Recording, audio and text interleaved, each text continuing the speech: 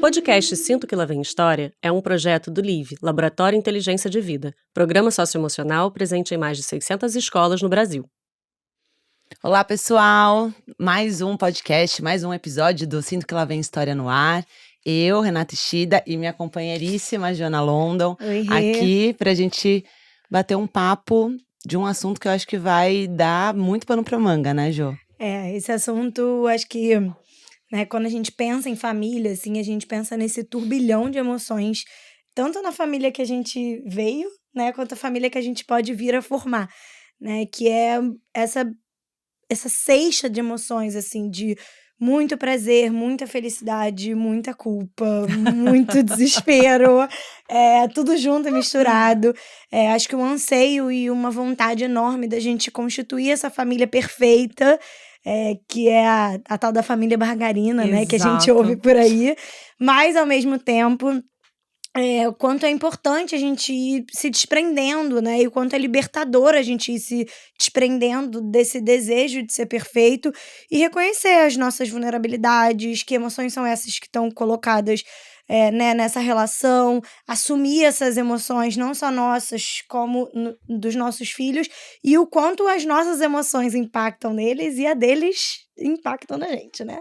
Então, assim, acho que a ideia é a gente conversar um pouco sobre esse tema que, sem sombra de dúvida, é uma das maiores questões, assim, do nosso cotidiano e do nosso dia a dia familiar. E a gente chamou, ela já deu um pouco de spoiler aqui com a risadinha dela. Uma risadinha. Uma pessoa que, antes da gente entrar, me falou que adora falar sobre esse tema. Depois eu quero descobrir por quê. Mas assim, Thaís Basile, ela é psicanalista, especialista em psicopedagogia institucional, escritora, palestrante. Logo vai lançar o próximo livro, né? Já lançou. Mês passado. Foi mês passado, gente. Então, posso voltar pra lançar aqui aquelas. Exato, a gente vai querer. Eu Convidada. tava achando que já ia lançar. Mas a Thaís também, né? Acho que a gente sempre faz questão de apresentar esse CNPJ, essa vida hoje da pessoa. Mas também a gente gosta de trazer um pouquinho, né? Assim, de como era a Thaís na escola, né? E a Thaís contou pra gente que ela era uma ótima aluna, uma aluna aplicadíssima, esforçada, notas altas, mas não era uma criança que se enturmava muito, né? Que ficava mais desconfiada, Sim. mais retraída. Então, acho que a gente também vai poder falar disso, assim, né? Então, a ideia é a gente conversar aqui, tanto com essa Thaís CNPJ, quanto com essa Thaís criança, essa Thaís adulta, mãe. Gente, adoro. Obrigada pelo convite, obrigada, tô amando, adoro. Que bom. A gente tava conversando antes aqui, já criou um vínculo, adoro, gente, né? E é sobre isso, assim, né? No fim, é tudo sobre vínculo. E essa primeira pergunta que você fez aí me fez pensar, né? Então, por que será, né, que hoje eu não me vejo mais como uma pessoa super introvertida ou super desconfiada? Por que eu precisei ser essa criança, né? Eu era uma super, assim, eu era queridinha das professoras, porque eu era super, assim, aplicada, tirava boas notas, não precisava anotar tudo, porque eu já lembrava tudo, tinha uma memória de elefante, assim, uma coisa louca.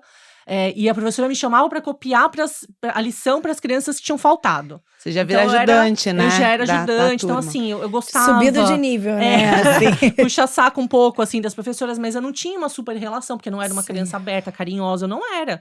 Eu lembro de ter medo das professoras, eu lembro de ter medo de chegar numa amiguinha e querer pedir pra brincar. Então, eu era um pouco desconfiada, assim, né? E óbvio que tem tudo a ver com o que eu tava passando. Hoje eu sei, né? Muitos anos de análise depois.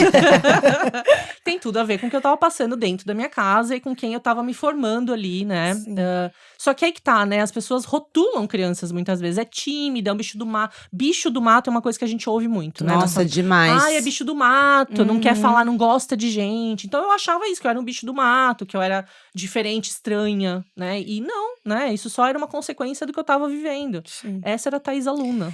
E também que nem sempre todas as crianças tímidas vão ter o mesmo motivo em casa, né? Exato. Porque esse é essa outra caixinha que a gente coloca, né? Crianças que estão vivendo tal coisa vão agir de tal jeito. Isso, nem ou vão demonstrar timidez da mesma forma. Exatamente. E às vezes é o contrário, né? Assim, às vezes não era timidez, né? Desconfiança não é timidez. Exatamente. Eu não sentia que eu podia acessar as pessoas e que eu era uma pessoa acessável, acessível, amável. Acho que era sobre isso, né? E uma criança ter esse tipo de crença sobre sobre si, na hora que ela tá tendo esse tipo de crença sobre si, ela não vai saber que ela tá tendo. É totalmente inconsciente, Exatamente. né? E outra, ela não tem experiência pra se olhar de fora, ela nem desenvolveu essa habilidade ainda. Sim. Então ela vai se ver refletida naqueles outros. Daí a importância das famílias, dos professores, das escolas, da sociedade não rotular a criança com base no comportamento que ela tá tendo, porque esse comportamento muitas vezes é uma denúncia de algo que ela tá vivendo. Sim. Claro, existem crianças que são um pouco mais quietinhas, que gostam muito mais de falar, mas a gente tá falando de algo além aqui. Eu realmente não gostava de acessar pessoas e não gostava de ser acessada, né? Então, vai além, né?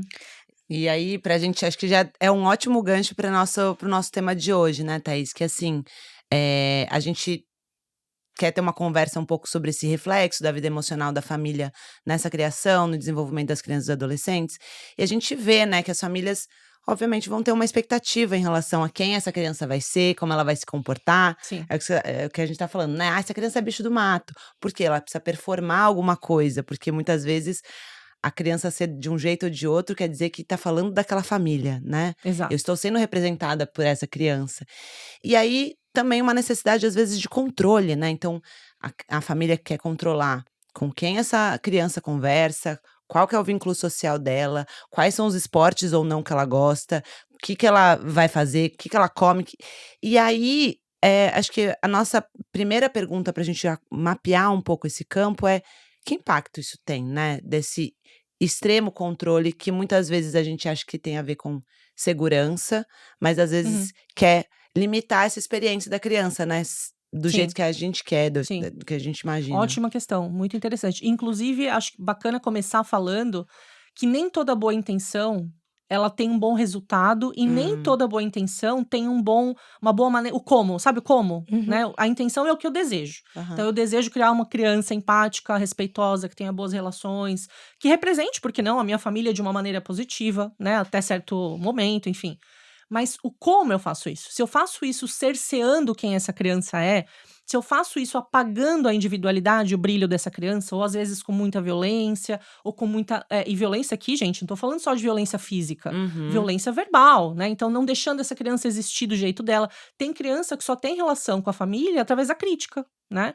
Tudo que essa criança faz vai ser criticado, tudo que essa criança faz vai ser questionado como não tão bom, né? Não tão perto do que ela deveria ser nessa coisa idealizada. Então, acho que tudo bem, né? Que uma criança queira tudo, que uma família queira tudo isso para uma criança. Nunca conheci uma família que não quisesse, né? Que a criança se desse bem, fosse respeitosa, tivesse ali um futuro bacana. Mas como a gente faz isso, leva a gente para um outro lugar. Então, os comos importa, né? Se eu tô controlando essa criança a ponto de ela ficar muito, muito ansiosa com as coisas e não conseguir ser ela mesma. Na psicanálise, a gente vai falar que o resultado das coisas é sempre no 1 a 1. Não dá pra eu vir aqui e falar assim, viu, olha, quando acontece isso, vai dar naquilo. Por quê? Porque nós somos resultados de uma cadeia transgeracional. Eu posso aqui falar em controle, né? Uma família que controla, que critica, mas como é essa crítica? Ela veio da boca de quem, né? Veio da avó, que veio depois, que tá retransmitindo o que foi da bisavó, o que foi do transavó, sei lá como é que fala isso, né? Então, assim, o como também é da família. Então, o resultado vai ser muito específico daquele grupo, daquela pessoa, daquela subjetividade. O que a gente pode dizer é que quando a gente se sente apagado, a gente muitas vezes tem que criar uma máscara para sobreviver, né? Então, a gente precisa ou ser independente antes da hora, né, que o Winnicott vai falar da criança que vai criar um falso self, né, da independência antes da hora, o Ferenczi vai falar isso, o bebê sábio, né, tô até lendo sobre isso agora num livro ali. Então, a gente estuda muito sobre isso, a gente sabe que a criança que é muito controlada, muito tolhida, ela tem que colocar aquela libido dela em alguma coisa que vai fazer ela sobreviver, né? Então, os mecanismos defensivos dessa criança podem ir também para um certo controle de si, podem ir também para um certo apagamento da sua criatividade, da sua espontaneidade. E a criança precisa ser ela mesma.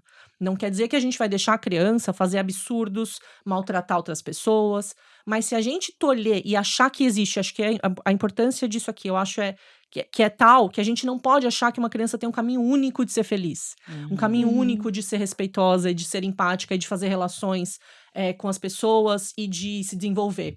Não existe um caminho único. Só que a gente recebe isso dos nossos pais, dos nossos bisavós, aí vem a cadeia. Então a gente quer cumprir o que eles falam, esse ideal de eu, né, vai vir muitas vezes da família. Então os pais, em geral, tá, não dá pra falar de todo mundo, mas em geral, o que eu não consigo cumprir, que meus pais querem de mim, eu vou exigir do meu filho. Uhum. Em geral, é assim que funciona.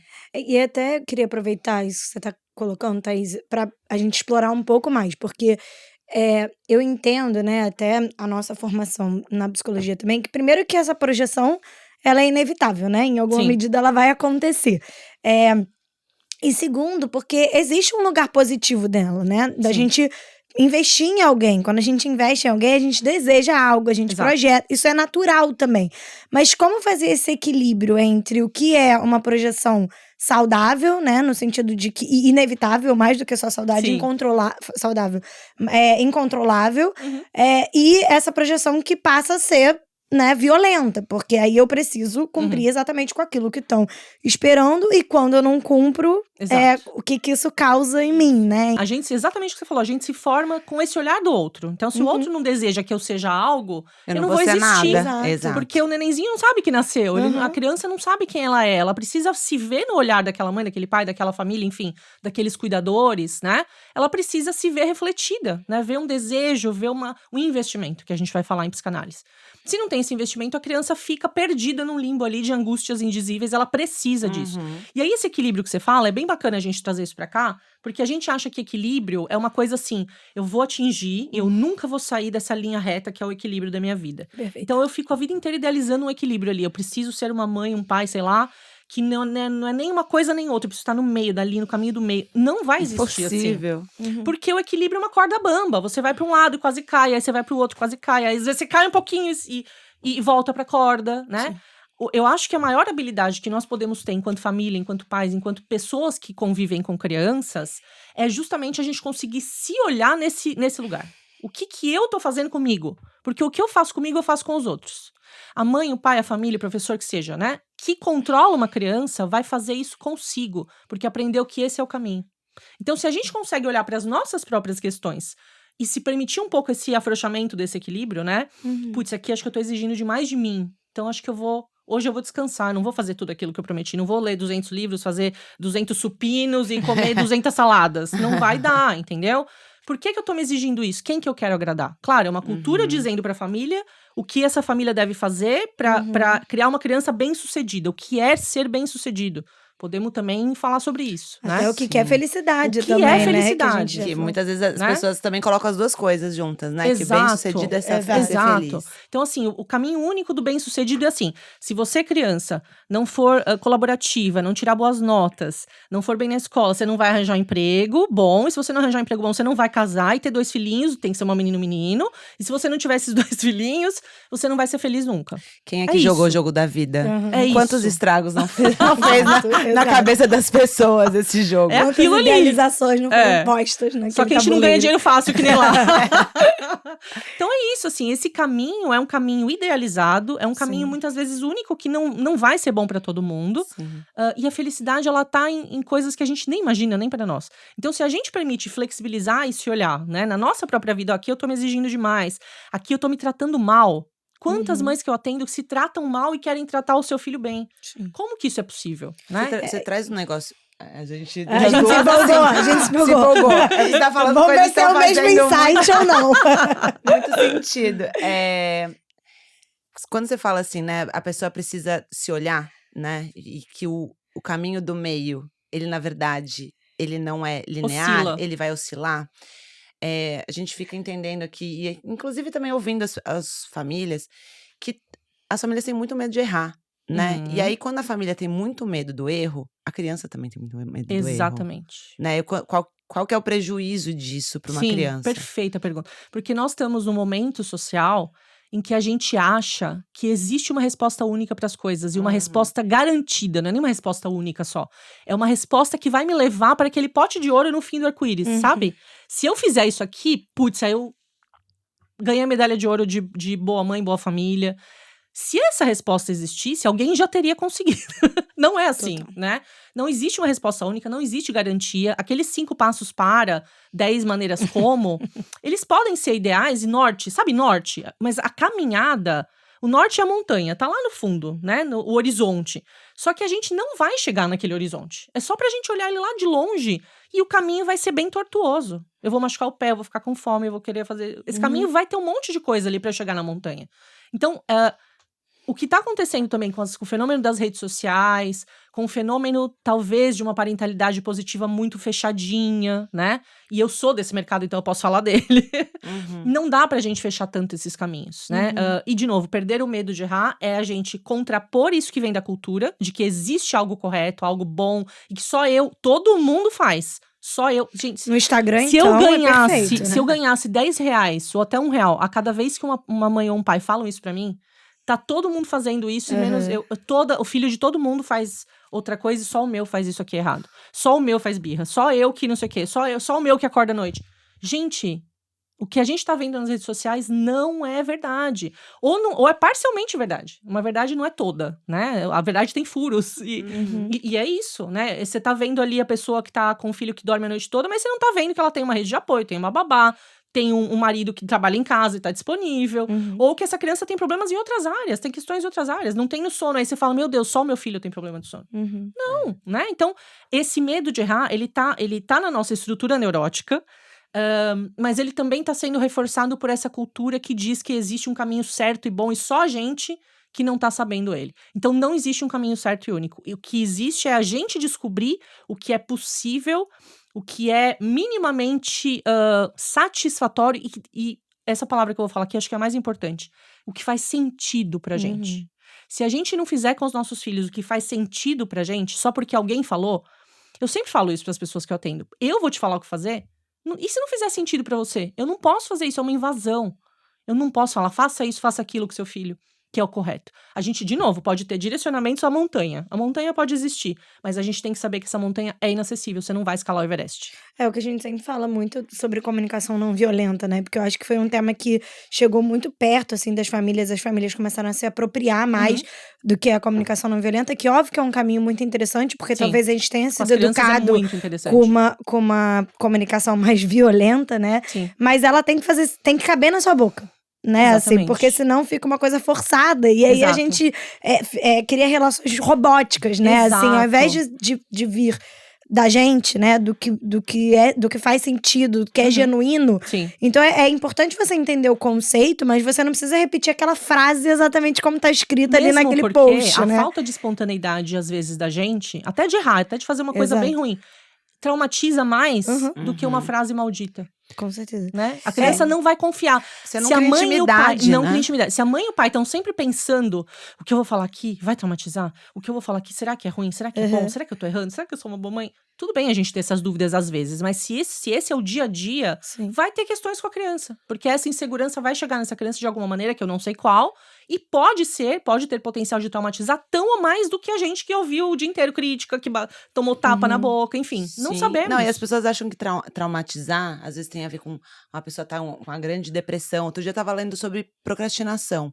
E quanto as pessoas procrastinam por medo de errar. Sim. Então, vai adiando fazer alguma coisa, porque na hora que eu tomar uma decisão, eu posso errar. Então, eu só posso fazer quando sair perfeito. Exato. Então, assim, existem sintomas ali que aparentemente não são grandes transtornos ou doenças, mas que estão ali nos marcando por nossa história, né? Sim. Exato. Eu queria voltar num ponto na hora do nosso insight comum. É porque a gente começou a falar um pouco sobre essa projeção num lugar talvez um pouco mais conceitual, né? Tipo, o que eu espero dessa criança? Né, assim, quais são os meus sonhos, meus desejos, meus planos?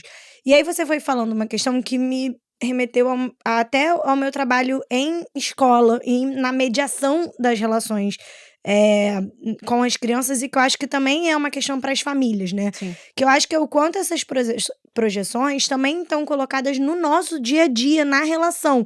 Então, muitas vezes, quando eu tô mediando algum conflito, né, seja entre duas crianças, né, no caso de irmãos, ou até isso, né, sei lá, uma birra da criança e tal, muitas vezes eu não consigo sair daquilo porque eu tô me projetando naquela cena, né? Eu tô lidando com a minha história, né? E como é que é isso, assim? Como é que é? O que é criar essa consciência para que a gente consiga sair um pouco da nossa história para poder lidar com aquilo, mas ao mesmo tempo saber que é impossível a gente se desconectar completamente, porque a nossa história é o que a gente carrega. Exatamente. Né? Então, assim, como é que é isso? Porque eu fiquei pensando, me veio isso na cabeça, assim, eu lembro que a gente falava muito, assim, quando tava mediando o conflito de duas crianças, que às vezes você tomava mais partido Aham. da história que te comovia mais. Isso. Né? Ou que E às não te vezes- pega, ou que não te pega num lugar tão difícil quanto a outra. Exato. E aí, Sim. às vezes, você, tipo, até media de maneira parcial, Sim. porque... Tá torcendo pra um lado. Exatamente, porque você tá ali Maravilhoso. torcendo pra um Maravilhoso. lado. E é isso, nós somos parciais. Se a gente não parte desse lugar, de novo, se a gente fica idealizando esse lugar neutro, de que eu não, agora eu estou terapeutizada. Não existe isso, não existe. Não tem como. Você pode fazer análise a vida inteira, você é um ser humano, você não é um robô. Você vai passar alguma coisa ali que você não sabe o que você tá passando. E o inconsciente tá na nossa cara. A gente não percebe, mas a gente tá fazendo, né? Sim. Então, muitas vezes o que a gente projeta, os traumas, as histórias, o outro tá vendo e a gente não tá vendo. Então eu tô aqui me esforçando pra não fazer aquele trauma que fizeram comigo, aquela projeção, aquela exigência. Mas eu tô fazendo outras coisas que eu nem imagino. Então, de alguma maneira, a gente precisa se fortalecer o coraçãozinho, né? Um lugar lá no peito, pra gente entender que isso vai acontecer. E que é esperado. E que a gente não vai colapsar nossas crianças por isso. Esse lugar que você falou de… às vezes eu tomo mais partido de um e de outro. Ele é um lugar esperado.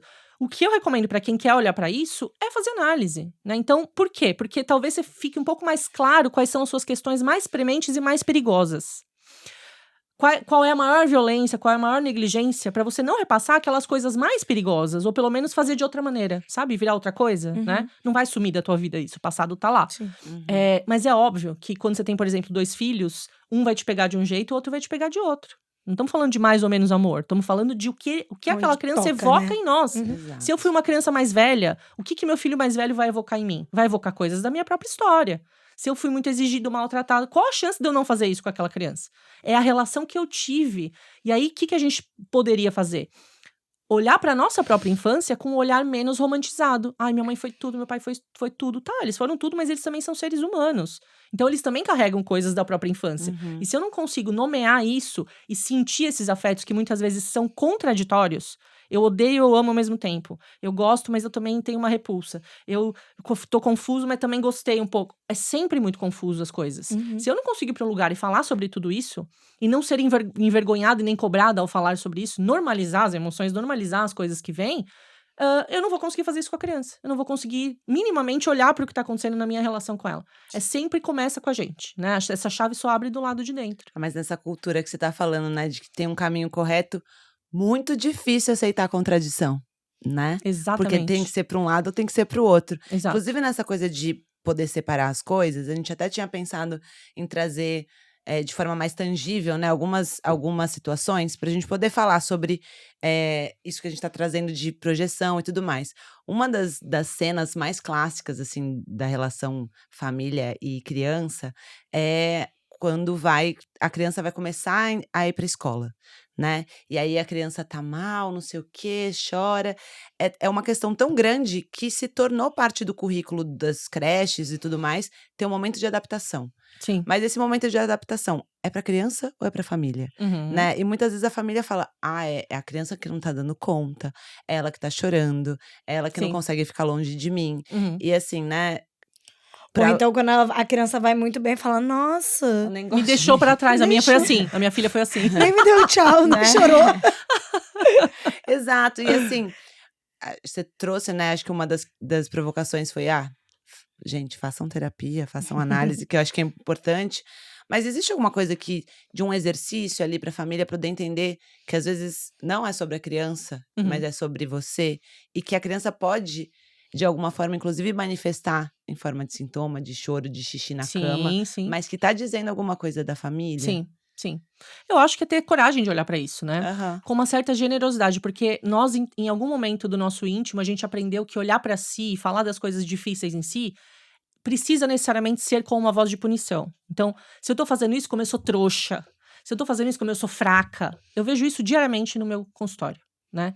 Se eu tenho que trazer alguma coisa minha que é difícil pra eu lidar, necessariamente isso vem com uma crítica bem dura, bem pesada, que eu não faria, por exemplo, pra uma amiga, pra um pai, pra uma mãe. Não faria de jeito nenhum. Pra criança eu faria, porque eu tô identificada com ela muitas vezes, então ela é uma continuação de mim, com ela eu faço. Ela não vai me deixar, ela não vai me largar, me rejeitar. Então, pra criança é seguro eu usar mesmo o palavreado que eu uso pra mim mesma. Então, primeira coisa que eu digo pras pessoas, a gente se olhar e assumir que não tá legal pra gente, que não tá fácil, que tem dificuldade nossa também, não precisa vir com esse afundamento, com esse colapso, com esse peso da crítica. tá tudo bem, tá todo mundo com alguma questão. Quem não tem questão, tá morto. Não existe uma pessoa viva que não tem uma questão. Inclusive porque aí você não se responsabiliza, né? Se Exato. você fica na culpa, você não Exato. se mexe pra mudar a Não, a culpa é situação, paralisadora. né? Então, tudo bem, você é responsável, né? Então, Exato. se eu sou um fraco, eu não consigo mais fazer nada. Mas se eu Nada. entendo e falo assim, bom, eu poderia ir pra um caminho melhor, você reconhece o erro, mas você trabalha pra fazer de uma forma Sim. diferente, né? E uma outra dica bacana, se puder chamar de dica, é tentar fugir um pouco desses rótulos, né? Então, eu sou incapaz, eu sou fraco. Por quê? Porque esses rótulos, eles são muito fáceis, assim.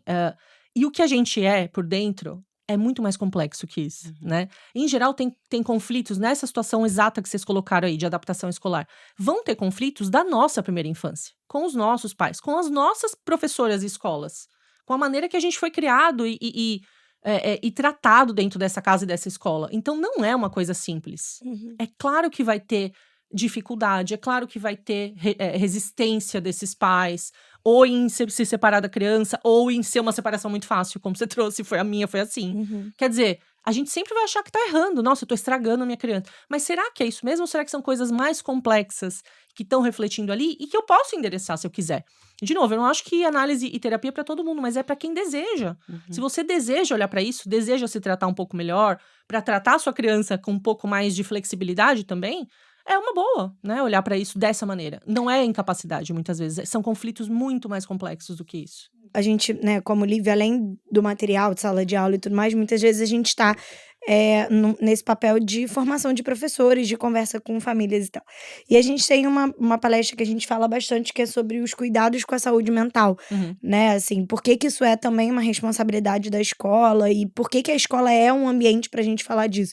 E aí a gente tocou aqui em alguns pontos que a gente fala lá e o quanto, né, tá associado esse tema que a gente tá falando com a saúde mental, né, assim, porque não é isolado, é que a gente tá falando mais de um lugar de projeção, de saúde emocional da família, mas isso tá totalmente vinculado com o que é o tema da saúde mental.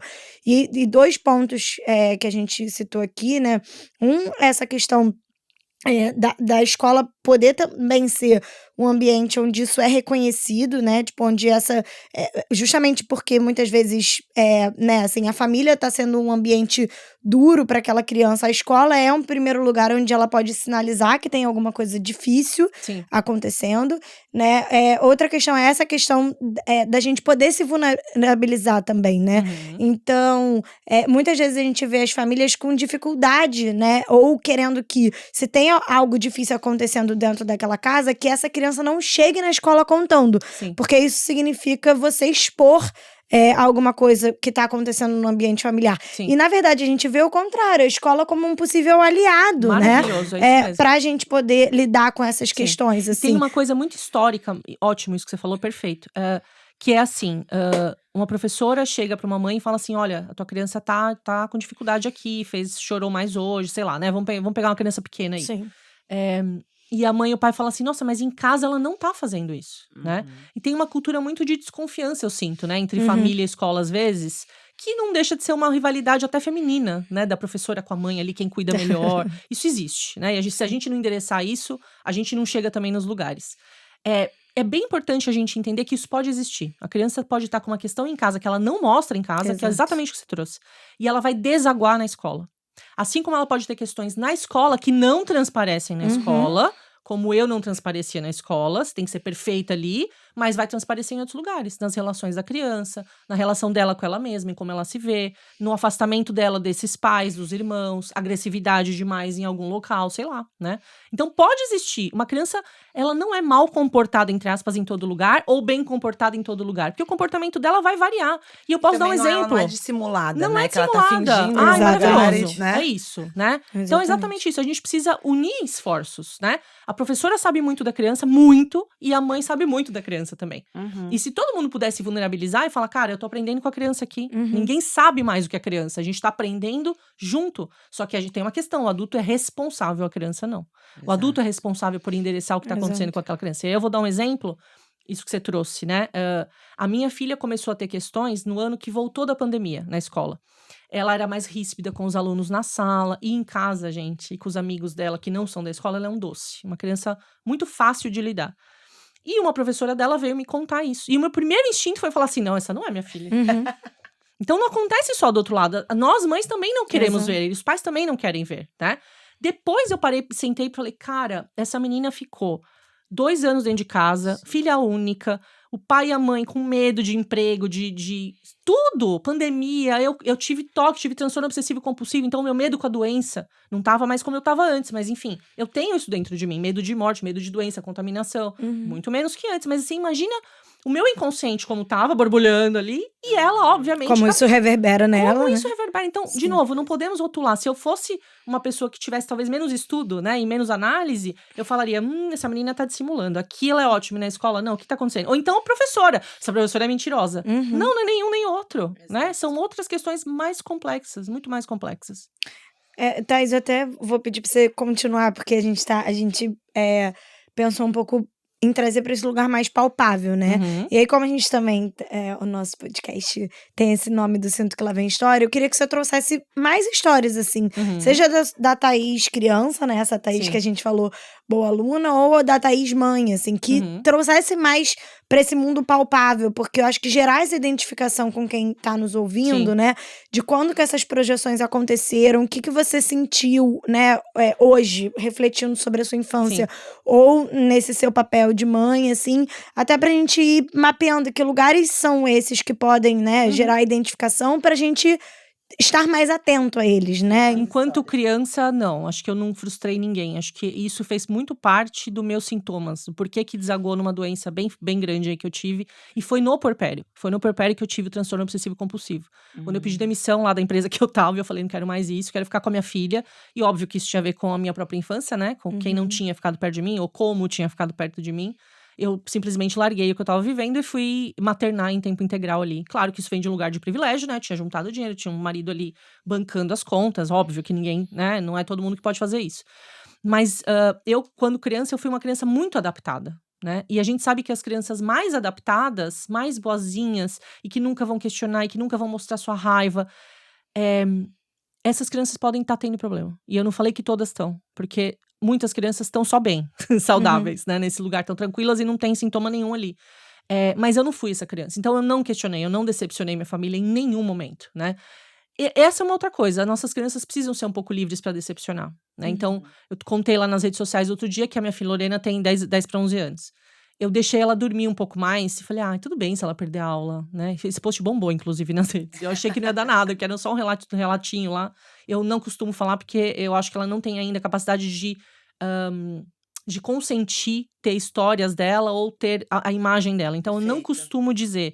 Mas aquele dia era sobre mim, né? Sobre o que eu tinha sentido. Então, eu quis escrever. E eu fiz o post. O que era o post? Ela tinha ficado com uma pequena gripe. Enfim, ela não tava com o nariz legal. E eu vi que ela tava roncando um pouquinho à noite por causa do nariz. E eu falei, tadinha, deixa ela dormir. E deixei ela passar. Falei, eu acordo pra segunda aula. Porque a Lorena é super certinha na escola. E ela, pensei, tudo bem se ela perder uma aula.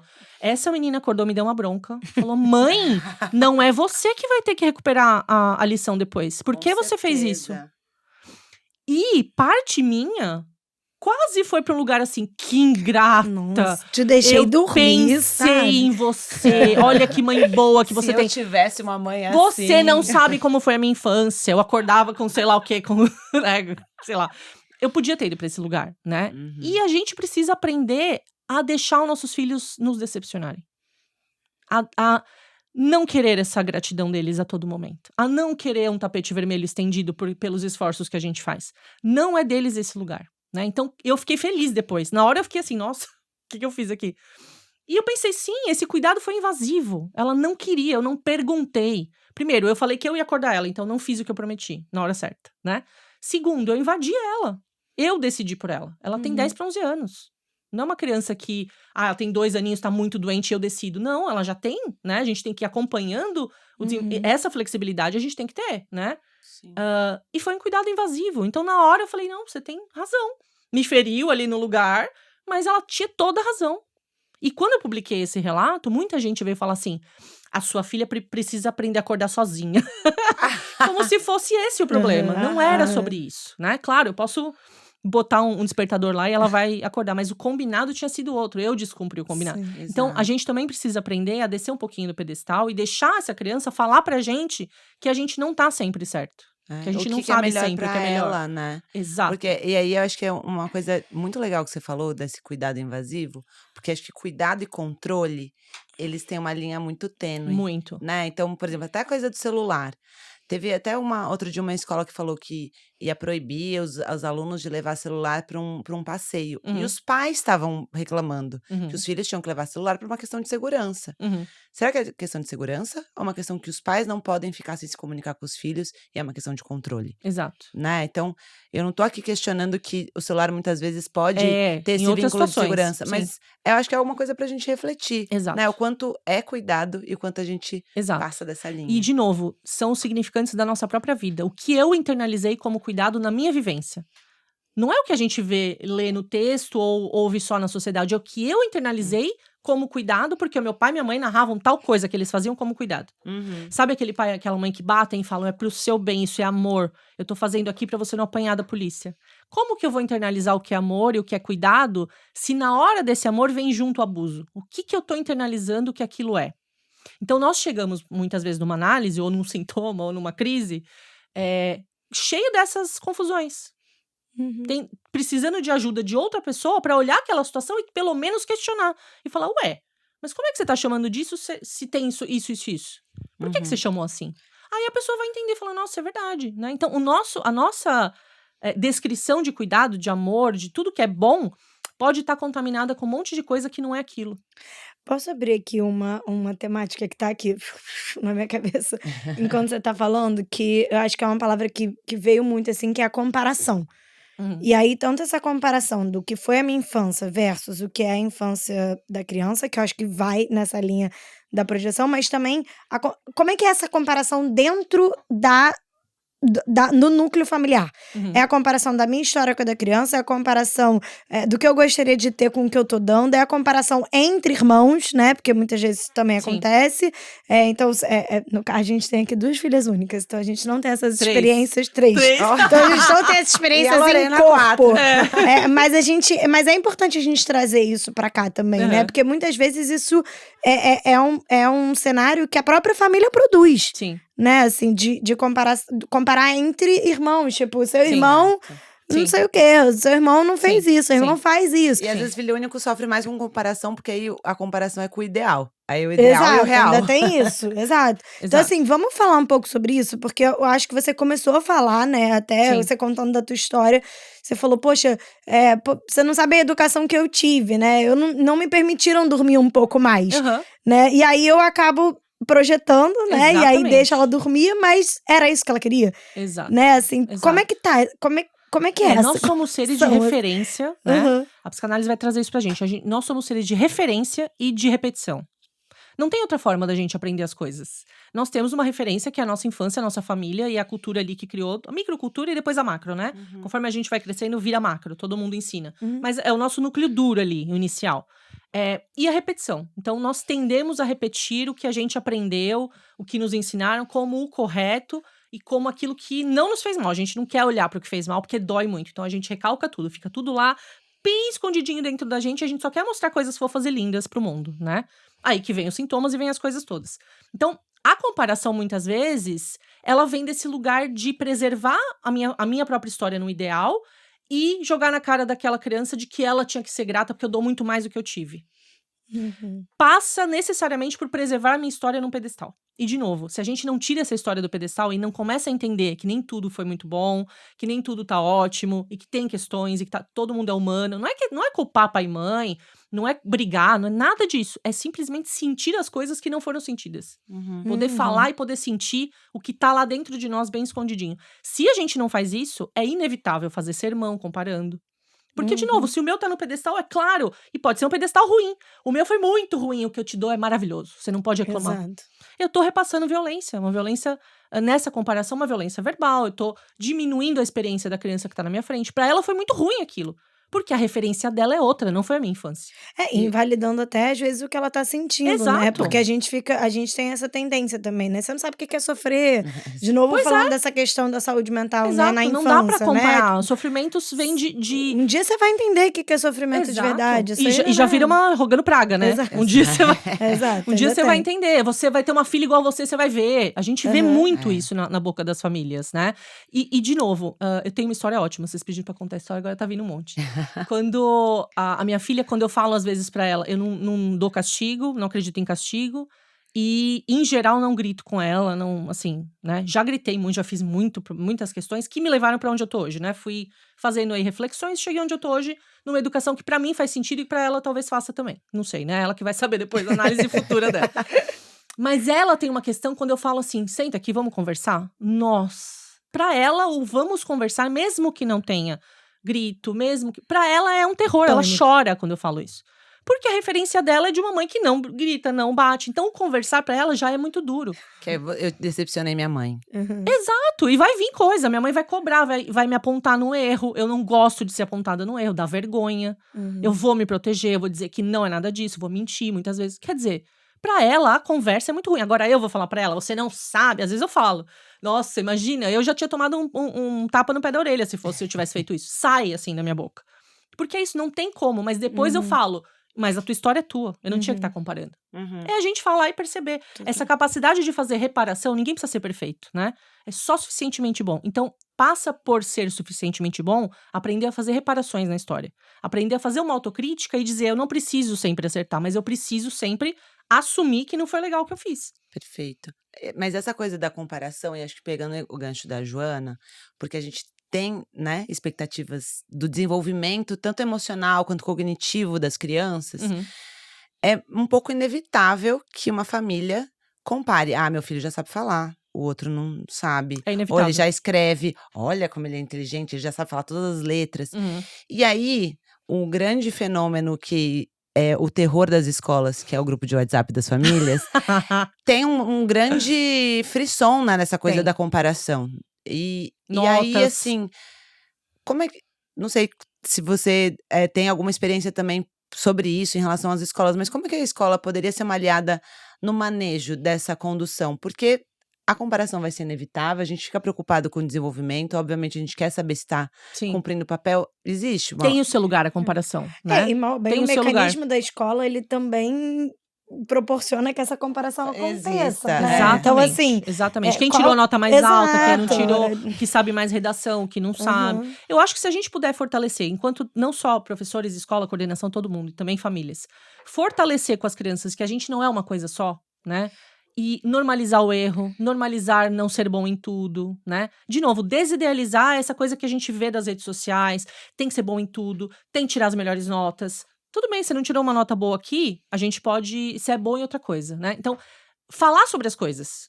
Aqui temos nota, gente, mas olha só, tá tudo bem, né? Eu, professora, também tirava nota baixa às vezes, e não quer dizer eu tô aqui, eu sou inteligente, não quer dizer, não mede a inteligência. Se a gente não puder falar sobre as coisas, nem todo mecanismo danoso, né? E muitas vezes a nota em algumas escolas pode até ser um mecanismo danoso de colocar aquela coisa de o melhor aluno e todo mundo fica ali e fala, meu Deus, mas então eu sou ruim, não sou nada, eu sou incapaz, né? Nem todo mecanismo vai ser destruído, vai ser mudado. A gente tem que lidar com isso. É o jeito que a escola é. Mas o que a gente pode fazer sobre isso? Como a gente pode conversar sobre isso? Dentro da própria escola mesmo, não só as famílias, né? E não reforçar aquilo. E não falar assim, viu, seu irmão tirou 10 e você tirou 8, você não fez mais, ele não fez mais que a obrigação dele e você não fez nem a sua obrigação. Porque normalmente é isso que a gente vê. Um usando o outro achando que isso vai... E olha de novo a intenção. Né? De novo a intenção. A intenção é linda, gente, né? Mas como diz o ditado, o inferno tá cheio de boa intenção. Porque nem sempre a intenção vai se transferir numa coisa boa na prática. Sim. Se eu falo pra criança que ela com 8 é ruim e o irmão que tirou 10 não fez mais que a obrigação, como que essa criança vai ter motivação interna para perseguir um aprendizado com um pouco mais de tranquilidade, de relaxamento? A gente sabe que o aprendizado só acontece no relaxamento, no lúdico, né, no afetivo, ou vendo sentido. Tem que ter algum sentido para a criança. Qual sentido tem ela se sentir um lixo para depois ter que tirar um 10? Quem consegue fazer isso? Ou a gente faz na base da decoreba, da coisa errada, esquece tudo depois. O medo e a culpa, né? A ameaça. Exato. E não... Pode até dar algum resultado, mas vai ter significado na tua vida aquele resultado? E aí a aprendizagem também vira é o lugar de eu deixar a minha mãe e o meu pai Felizes. feliz, Isso. né? E não Isso. eu aprender mais sobre o mundo. Exatamente. Então, nem tudo a gente vai conseguir mudar, né? Uhum. Mas será que a gente não pode falar sobre isso dentro das escolas?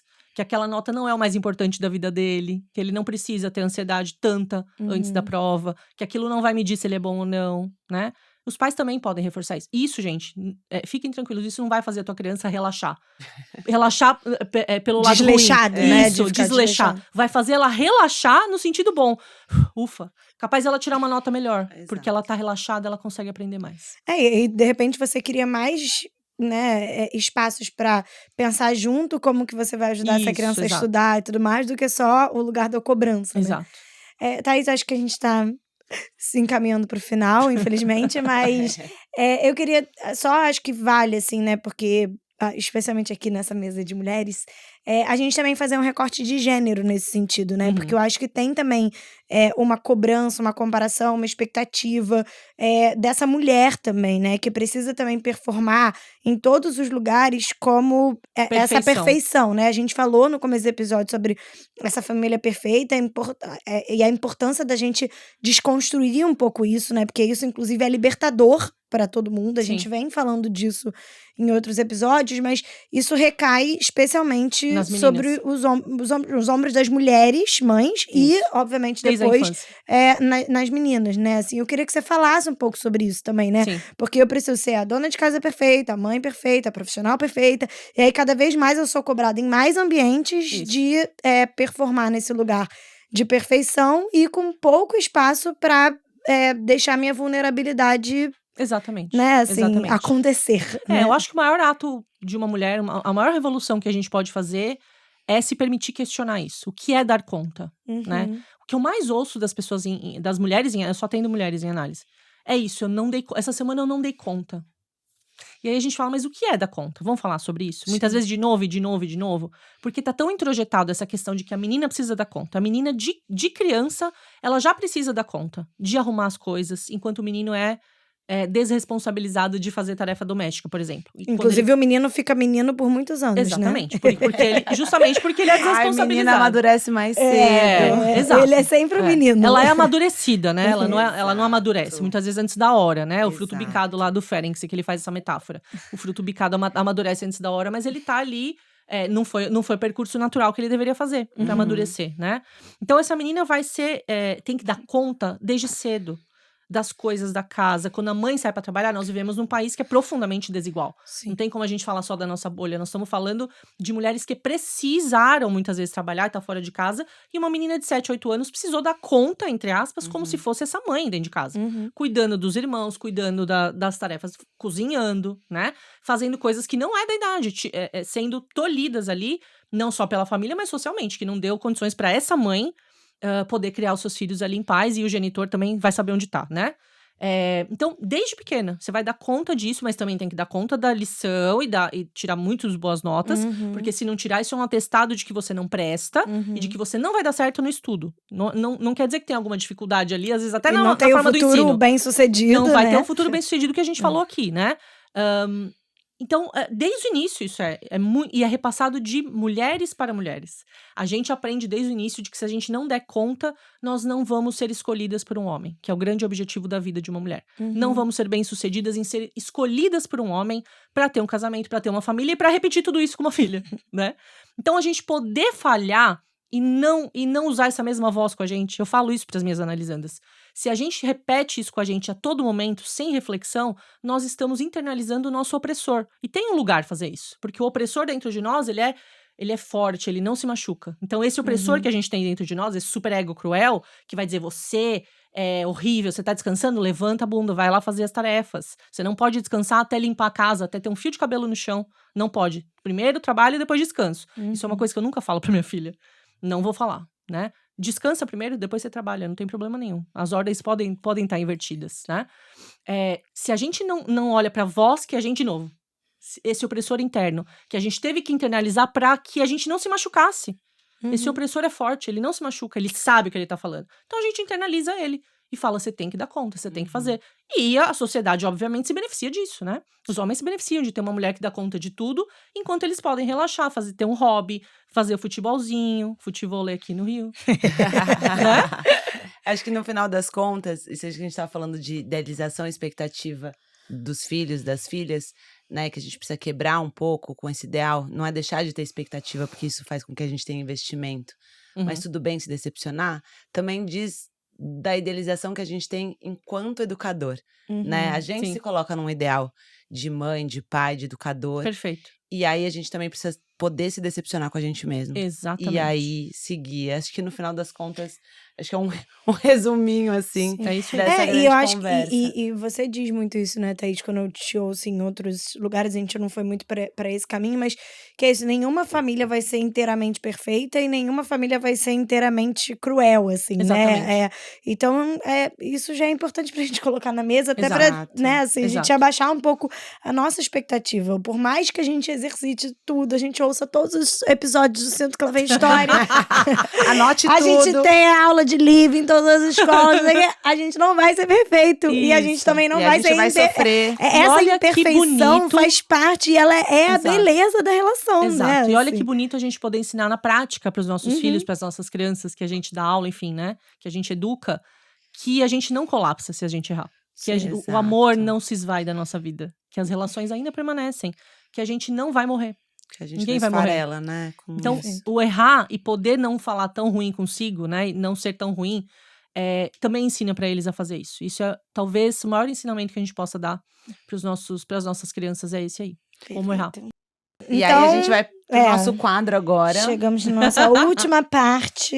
que a gente não sabe o que vem por aí, que é a nossa pergunta do ouvinte, Então vamos ouvir. ou da ouvinte. Vamos lá. Oi, me chamo Rafael, sou pai livre do Rodrigo, que está no Fundamental Anos Finais, e da Duda, Fundamental Anos Iniciais. Eu gostaria de fazer uma pergunta para vocês, que é o seguinte: em um mundo cada vez mais digital, onde as crianças estão sempre expostas aí às tecnologias desde cedo, quais que são as estratégias para os pais que eles podem adotar para equilibrar um uso saudável da tecnologia e promover um desenvolvimento socioemocional nos seus filhos? Caramba, A mais um pergunta- podcast? Vamos gravar mais um ou não? Pergunta de milhões, né? Eu amo, porque eu acho que assim, das 20 perguntas que a gente vai receber, 19 São são essas. sobre o uso da tecnologia e esse manejo, Sim. né? Porque é o maior Sim. desespero Sim. atual. Tá assim. todo mundo Pergunta novo como nisso, você né? faz pra usar menos o seu celular? E cuidar das suas questões emocionais. Sim. Então, e assim, nós estamos. Eu li uma coisa, eu não sei quem falou, mas eu preciso falar, que é muito importante. Eu vi alguém falando nas redes sociais outro dia assim: a gente fica falando que essa nova geração, e aí, nova geração tem várias gerações, né? Mas Sim. assim, a nova geração que é mais novo que a gente, já vem sabendo usar tudo, já é muito tecnológico. Isso não é verdade. As crianças nativos digitais, né? Elas podem não ter tanto medo Uhum. como a nossa geração tem de apertar um botão e deletar tudo, né? Uhum. Até as gerações anteriores nossas. Mas eles não sabem, a internet é um mundo, uma terra sem lei. Nenhuma criança sabe navegar isso.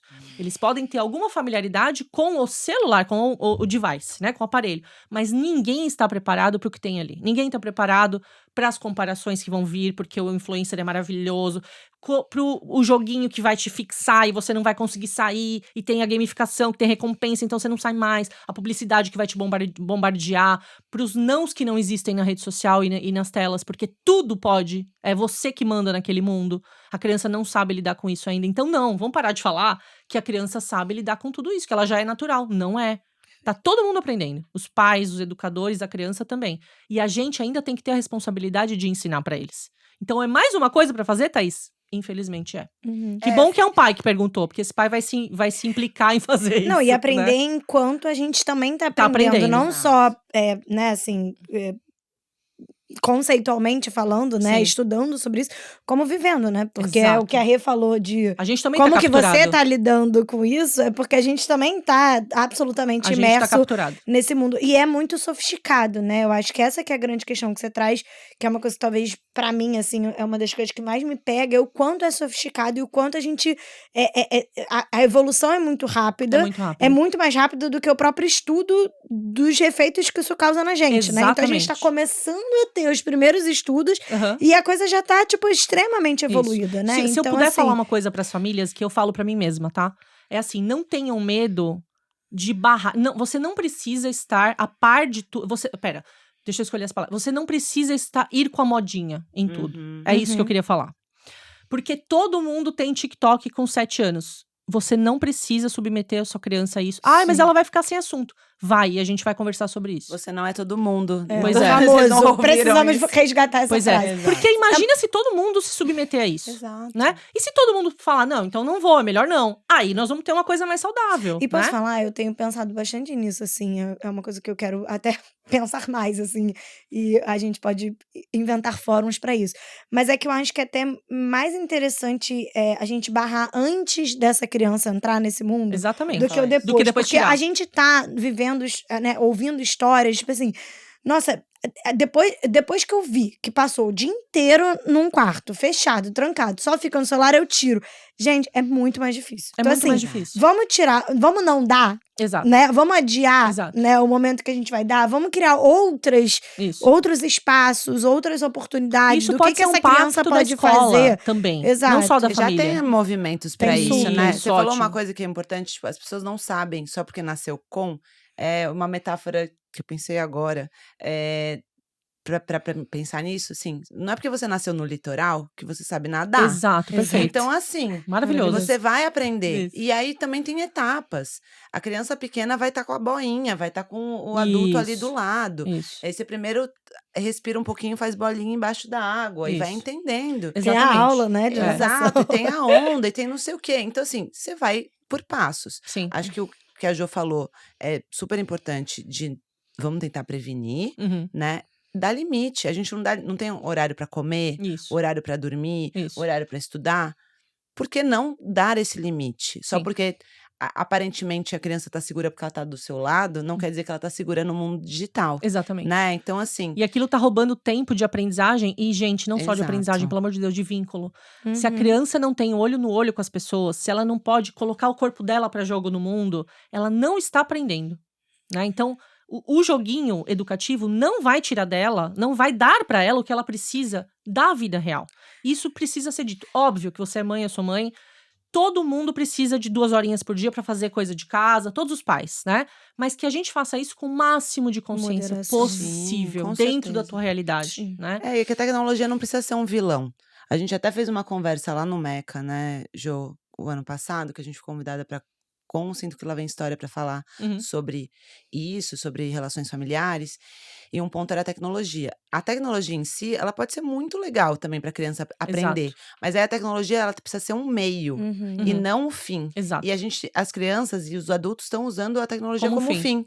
Elas ficam lá por estar lá. Não Sim. é tipo, vou descobrir como os planetas fazem Sim. rotação e eu vou lá pesquisar isso. Exatamente, Né? Então, exatamente. acho que como você se E relaciona. isso vai atrofiando, né? Assim, Vai. tanto a nossa mente como o corpo, como as relações. Então, acho que é isso, assim. E os pais. O convite para expansão, E né? os pais Porque e os educadores se fortalecerem para dar esses limites também sem colapsar. Para Exato. conseguirem ser os vilões e não serem amados em todo momento. Exato. Porque a gente tá sendo prometido por essa cultura que a gente pode ser amado a todo momento pelos filhos e não vai acontecer isso. Ai, você pode ser um pai ótimo, uma mãe ótima, não causar traumas. Não vai acontecer. até muitas vezes Não o que vai ser amado a confundem toda hora. da disciplina positiva, né? Exatamente. De você achar que você vai ser sempre vai esse ter hora que pai, você vai ter que mãe frustrar amada. feio. Uhum. Não com violência, mas vai ter que frustrar. Sim. Não vai. Ai, mas todo mundo tem. Infelizmente, vamos conversar aqui sobre os benefícios e os malefícios. A criança precisa estar integrada no mundo dela, mesmo que ela deteste aquela sua decisão, você tem a decisão. Nós, adultos, temos a decisão. Com a Lorena, eu converso sobre absolutamente tudo. Ela tem educação sexual, ela sabe os perigos das redes, ela sabe os benefícios das redes. A gente é louca por meme, eu fico mandando toda hora. Ela tem acesso ao WhatsApp só com os amigos que a gente libera. Não fico vendo conversa dela, porque aqueles amigos eu confio, eu sei o que ela vai estar mais ou menos falando. Então, no tempinho, ela tem 10 para 11 anos, gente. No tempinho que ela pode, ela tem o chat com os amigos da escola e tem joguinhos. Não tem nenhuma rede social. Shorts do YouTube tá proibido também. Então, assim, na minha casa isso funcionou. Esqueci o que eu ia falar. Esse assunto toma mãe, né? Aí aparece a Thaís mãe isso aqui. acontece. Eu acho que eu tava falando Você dos falou limites, desse- né? de compartilhar Isso, esses e memes chegar pra- pra criança e Da falar, gente ser olha, o vilão. tem esses malefícios, tem esses benefícios, né? Eu, como mãe, eu falo muito isso pra Lorena, eu sou responsável por você agora, até você fazer 18 anos, né? E ter responsabilidade sobre si, sou eu que sou. Então eu vou ter que ser a vilã nessa hora, filha. Não. Uhum. Ah, mãe. Não. E eu tô aqui se você quiser conversar. E sai, eu vou viver minha vida. A gente vai ser a mãe chata em Vai. alguma hora, o pai Vai ser. chato, então assim, aceita, Faz gente, parte. porque faz parte. Precisa. E vamos resgatar o Você Não É Todo Mundo. Eu amei Exato. essa ideia, porque eu acho que a gente tem falado pouco Você Não É Todo Mundo. Não é? E às vezes a gente precisa resgatar algumas coisas também e que eram explicar. ditas na nossa Exato. geração. E explicar o porquê que todo mundo tá indo pro precipício. Exato. Não adianta só também falar, você não é todo mundo, você é especial. Não Claro. é, né? Mas por que esse todo mundo pode ser uma manada se encaminhando pra um precipício? E você não precisa ir junto, né? Exato. Bom, gente, espero que vocês tenham se sentido acolhidas Sim. e acolhidos por essa humanização que a Thaís trouxe pra gente, que a gente pode errar, que a gente Ai, pode tão ser o gostoso, né? vilão. É muito maravilhoso. Porque aí, assim, a gente vai Libertação. conseguir se responsabilizar e tentar um caminho mais interessante. E sempre também contando com a rede, né? Exato. Que você não precisa fazer sozinho. Que você pode Pedir pedir ajuda. ajuda. Sim. E aqui a gente tá também oferecendo um pouquinho do Também é nosso uma papo, ajuda. da nossa escuta pra vocês. Sigam acompanhando os nossos episódios. A gente tá muito eu feliz, amei. Thaís. Muito, Falaria horas muito, e horas muito. aqui. Mas É, vai a, voltar. gente tem Vou. dificuldade de terminar o episódio sem falar isso. Que é tipo, todas as tão conversas gostoso. poderiam durar muito mais horas. Vocês podem continuar acompanhando a gente, obviamente, tanto pelos episódios, quanto pelo @inteligência de vida. E, obviamente, acompanhar a Thaís também, Eba, né? exato. Então, Thaís com seu @Thaís Bacilli, é Ponto BA. psi. Ponto. Isso. Ponto psi. Isso. E além disso, com os livros da Thaís, que eu acho que é uma grande referência também para as famílias que estão querendo, né, se aprofundar mais nessas temáticas. Acho que tudo que a gente falou aqui, você depois, obviamente, fala de maneira ainda mais aprofundada nos livros. Sim. Então, Eu amei. que Obrigada bom, pelo obrigada convite. demais. Amei. Foi maravilhoso. Acompanhem o livro, gente, que ele é maravilhoso. E deem sininho, curtida, sigam a gente. Isso aí. E até a próxima.